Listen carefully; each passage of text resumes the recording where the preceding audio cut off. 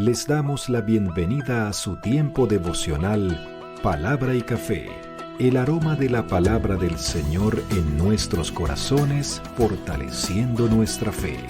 Con el pastor Richard Rodríguez. Por R12 Radio, más que radio, una voz que edifica tu vida. Bienvenidos. Para hoy, mis amados, para hoy en Palabra y Café dice de la siguiente manera: Señor, tú eres mi Salvador. Estamos en la nueva temporada de Palabra para mis hijos. Estamos sobre las cartas que Pablo escribió para Timoteo y para Tito, considerados ellos dos como hijos amados. También sabemos que por la historia hay sobre todo el libro de los Hechos, hubo una cercanía muy fraternal, grata, de mucha bendición, aún en el trabajo ministerial con Timoteo y con Tito, más con Timoteo que con Tito, por supuesto, pero sabemos que la carta no es personal en el sentido de la cercanía y de la fraternidad, algo así como el Filemón que acabamos de estudiar, sino que también tiene unas características, o sobre todo tiene unas características eclesiales, mejor dicho, vamos a leerlo aquí, les tengo el dato técnico para hoy, porque vamos a hablar del propósito de la carta de Timoteo, de Pablo a Timoteo. Dice, esta epístola, en cuanto al propósito de la carta, revela una seria preocupación de su autor, Pablo, por la organización de la iglesia. Recuerden que Timoteo está pastoreando en Éfeso, en Asia Menor, lo que es hoy Turquía.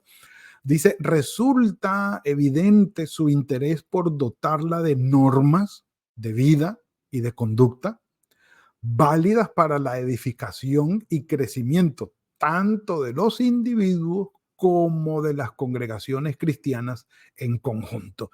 Es decir, el contenido con el propósito de la organización eclesial es abrumador, es abundante en las dos cartas a Timoteo y a Tito. Por eso dice que la carta contiene instrucciones sobre diversos temas. Por ejemplo, la necesidad de la oración y del buen orden en la comunidad, capítulo 2, versículo del 1 al 15, de la primera carta a Timoteo, las bases para llegar a una eficiente organización de la iglesia, capítulo 3, versículos del 1 al 13, la vigilancia frente al error doctrinal, capítulo 4, del versículo 1 al 5 y el capítulo 6 del 3 al 5, y la atención a la administración congregacional y al ejercicio del ministerio pastoral. Capítulo 3, versículos 14 al 15, capítulo 5, versículos del 1 hasta el capítulo 6,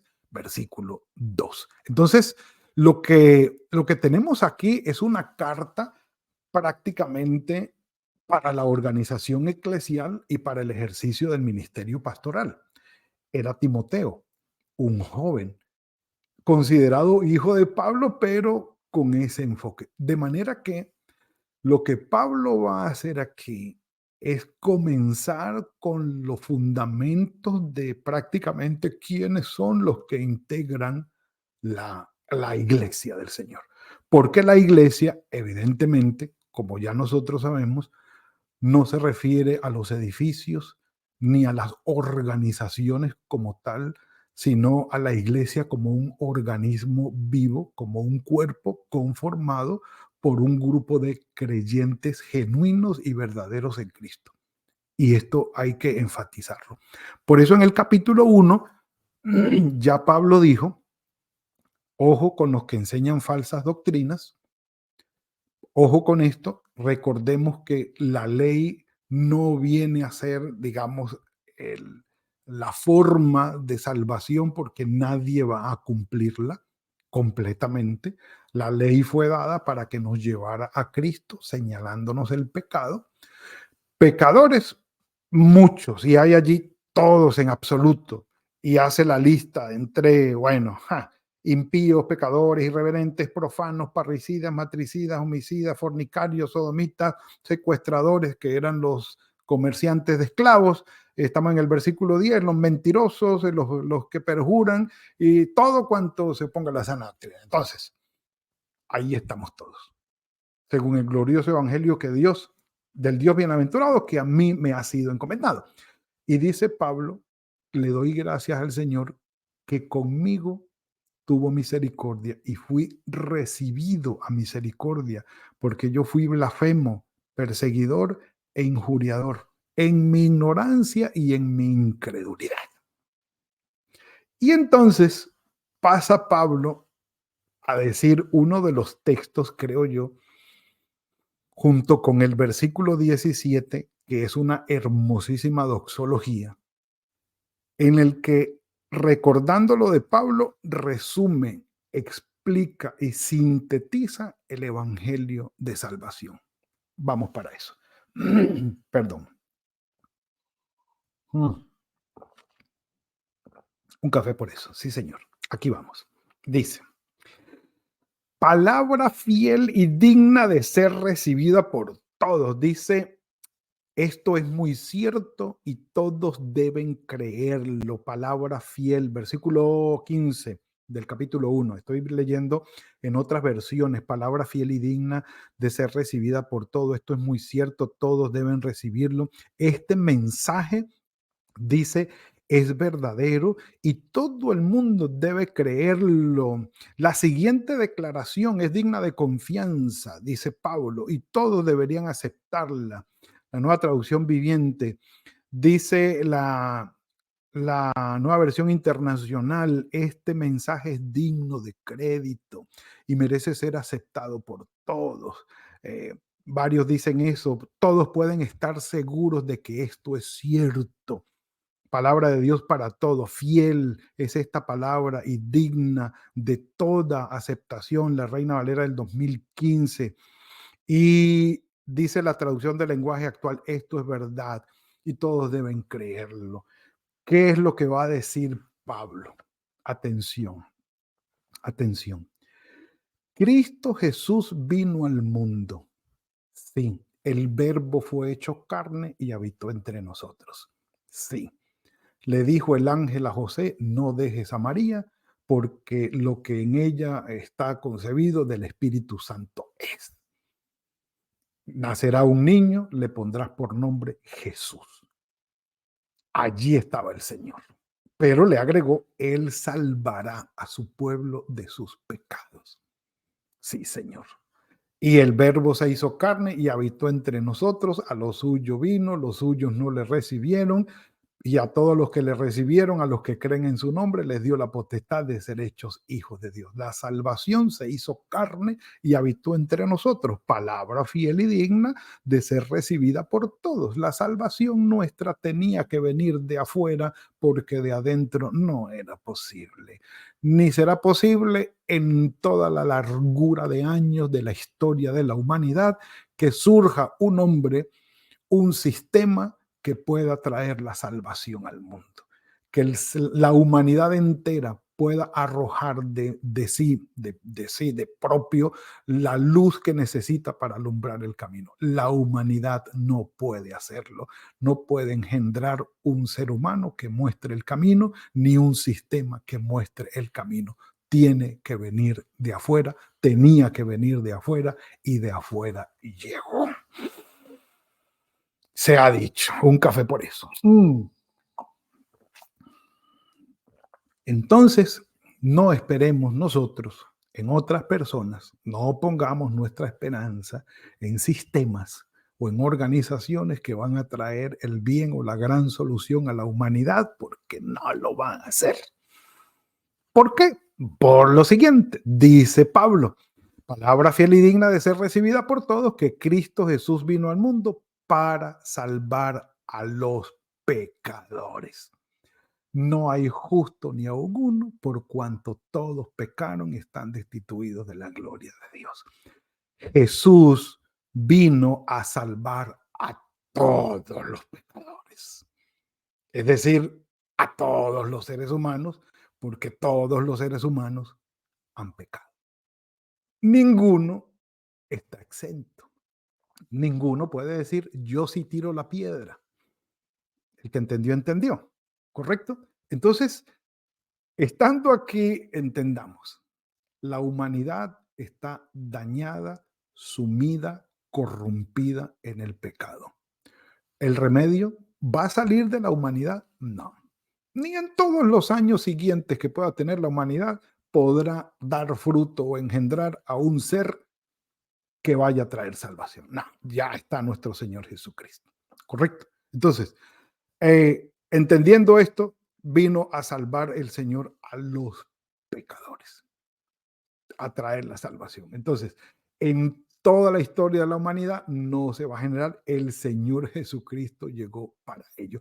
El mundo está quebrado y dañado, sumido. El único que puede traer libertad es el Señor Jesucristo. Paga por nuestros pecados y hace el decreto de perdón, de redención, y sigue diciendo, Cristo Jesús vino para salvar al mundo, para salvar a los pecadores. El Señor Jesucristo dio fe de ello cuando dijo en Lucas 5:32, entre otros apartes, no he venido a llamar a justos, sino a pecadores al arrepentimiento. Y Él los llama a todos. ¿Quiénes toman decisiones de arrepentirse y de poner su confianza en Él? No todos, pero todos son llamados al arrepentimiento. Todos los pecadores están en necesidad de ser salvos. Entonces, ahí está el Señor Jesucristo. Dice Pablo, perdón, de los cuales yo soy el primero. Sí, y hace una cita de 1 Corintios 15:9, de la manera tan particular o singular como Pablo se convirtió al Señor. Y en verdad, o cómo el Señor lo encontró y tuvo ese encuentro, Señor, ¿qué quieres que yo haga? Dijo Pablo, ante el encuentro con el Señor, de los cuales yo soy el primero, pecador que necesitaba ese encuentro con el Señor, fenomenal. Claro, no esperemos cada uno de nosotros que el Señor nos tumbe de un caballo. No, eso no va a suceder con todos igual. Cada uno de nosotros tendremos nuestro proceso de arrepentimiento y de salvación a nivel personal. Pero dice Pablo, yo fui el primero. Dice, pero por esto fui recibido a misericordia, para que Cristo mostrara en mí el primero toda su clemencia, su paciencia, dicen otras versiones, para ejemplo de los que habrían de creer en Él para vida eterna. En otras palabras, si Pablo fue salvo en el Señor Jesucristo, los demás también. No hay ningún problema. Se puede, se puede. Pero, como les digo, aquí Pablo trae el consenso de lo que es el Evangelio. ¿Vino el Señor Jesucristo al mundo? Sí. ¿Para qué? Para salvar. ¿A quiénes? A los pecadores. ¿Quiénes son los pecadores? Todos los seres humanos. ¿Hay detalles detrás de todo esto? Sí. Por ejemplo, hay quien pregunta y nunca falta, bueno, pastor, ¿y cómo se van a salvar los que existieron y murieron antes de Cristo? Un café por eso. Mm, Ahí les dejo esa pregunta. Como decía un pastor amigo, ahí les dejo esa pulga en el oído. Pero el punto es que nosotros tenemos la bendición de ser salvos. Ahora, que hay quienes están en ignorancia y en incredulidad, insisto en ello, sí, y hoy es necesario que nosotros, que ya hemos tenido ese contacto con el Señor Jesucristo, somos pecadores, pero ya salvos, junto con Pablo, que fue el primero, ya hemos sido nosotros recibidos a misericordia y con toda la clemencia que el Señor ha tenido por nosotros. Y ahora los demás que han de creer en Él, porque habrán otros que no habrán de creer en Él, Por eso el que toma esa decisión de confiar en el Señor, maravilloso, pero el Señor se ha revelado y se ha mostrado. Algunos creerán, otros no creerán, otros decidirán poner su confianza en otra cosa y arrepentirse de otras cosas, más no de sus pecados. Por ejemplo, yo conozco personas que se han arrepentido de su vida de comer harinas, dulces, carbohidratos y toda la cosa. Y se han arrepentido de eso. ¿Y por qué lo digo? Pues sí, han tomado una decisión tan radical que han cambiado totalmente en sentido opuesto, en dirección opuesta, su forma de alimentación. Ese es un arrepentimiento. ¿Sí? Hay personas que llevaban una vida bastante licenciosa en cuanto, y de pereza. Lo tengo grabado aquí en mi mente, un joven amigo, pero definitivamente cambió su forma de vivir y es diferente. Pero no estamos hablando de que llegó a Jesucristo, no, no. Estamos hablando de que tuvo un arrepentimiento de la forma de vida que llevaba a nivel físico, se cambió y fue algo extraordinario. Entonces, habrá quienes crean y habrá quienes no, quienes pongan esa confianza en el Señor. Y lo maravilloso de todo, y con esto terminamos hoy, corto el tiempo. Versículo 17. Por tanto, al Rey de los siglos, inmortal, invisible, al único y sabio Dios, sea honor y gloria por los siglos de los siglos. Amén. La calidad, la esencia, la forma de la salvación que el Señor ha traído a todos los pecadores de la humanidad, del mundo, merece una doxología como esa. Trayéndonos la salvación, inmerecida misericordia, inmerecida gracia, hemos disfrutado del Señor, la hemos recibido, ¿sí? Hemos creído en ella, hemos puesto nuestra fe en ella porque el Señor nos las ha regalado, no porque lo hayamos logrado nosotros, sino porque Él nos lo entregó en su misericordia. A Él, dice, al Rey de los siglos, inmortal, invisible, al único y sabio Dios, a Él sea honor y gloria por los siglos de los siglos.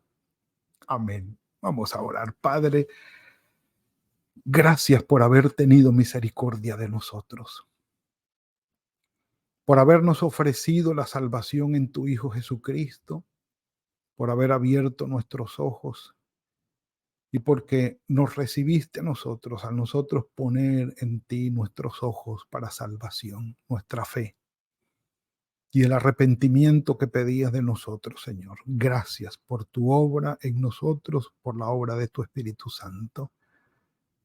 Don inmerecido, gracia y salvación sobre nosotros. Bendito seas, Padre. Gracias. Hoy honramos tu nombre con esta doxología, Señor. Y te decimos, a ti sea todo el honor y la gloria y la honra por siempre. Bendito seas, Padre. Bendito seas. En tus manos encomendamos este día. Gracias por la palabra de hoy. Dirígenos con tu Santo Espíritu y tu bendición nos acompañe. En el nombre de tu Hijo Jesucristo. Amén y amén. Siempre falta tiempo, hermanos, pero seguimos adelante. El Señor es bueno. El Señor es bueno. Que tengan muy buen día el día de hoy. Que el Señor los guarde, los bendiga. Que fructifique el trabajo de sus manos, que les dé toda su fortaleza y su paz. Y nos veremos mañana, si el Señor lo permite, en otro tiempo de palabra y café. Que el Señor los guarde. Gracias por compartir con nosotros este espacio de palabra y café. Hasta una próxima oportunidad por R12 Radio. Más que radio, una voz que edifica tu vida. Que Dios les bendiga.